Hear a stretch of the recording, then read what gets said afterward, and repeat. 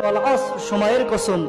কারণ দুনিয়ার ভিতরে আমরা এই সময় এমন একটা দামি সম্পদ, এই সময়টাকে কাজে লাগিয়ে একটা ছাত্র যখন স্টুডেন্ট অবস্থায় থাকে তখন এই ছাত্রটা যদি ভালোভাবে পড়াশোনা করে এই ছাত্র ভালো রেজাল্ট করতে পারবে তার সময়টাকে যদি সে কাজে লাগায়। ঠিক দুনিয়াও আমাদের কাছে একটা পরীক্ষার হলের মতো। দুনিয়ার সময়টা কতটুকু সময়, আখেরাতের তুলনায় এতটাই নগণ্য সামান্য সময়, কিন্তু এই সময়টাকে আমরা প্রাধান্য দিয়ে থাকি। আর আখেরাতের অপরিসীম যেই সময়ের শুরু আছে শেষ নাই, ওই সময়টাকে আমরা মনে করি যে আখেরাতে যা হবার হবে, দুনিয়ায় বসে আমরা মনসায় জিন্দিগি গঠন করে যাই।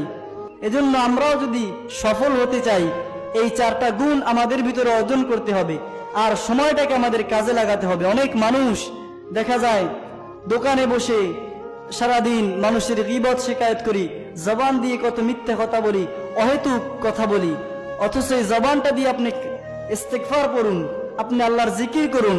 এভাবে করে আমরা যদি সময়টাকে কাজে লাগাতে পারি, আপনি একটা কাজ করতেছেন, আপনি কাজ করতেছেন আর আল্লাহর জিকির করুন, ইস্তেগফার করুন, আপনার কাজটাও হয়ে যাবে, আবার আপনার আমলনামায় সওয়াবও লেখা হয়ে যাবে।